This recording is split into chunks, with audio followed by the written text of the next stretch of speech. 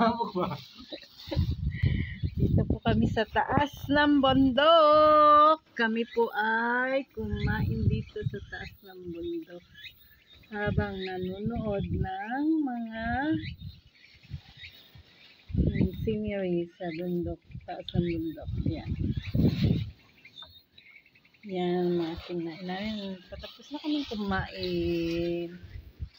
Yan, ang problema na si Papa kasi ang dami niyang ginastos ngayon. Gumastos daw siya ng malaki-laki. Yan. Problema na siya. Paparazzi.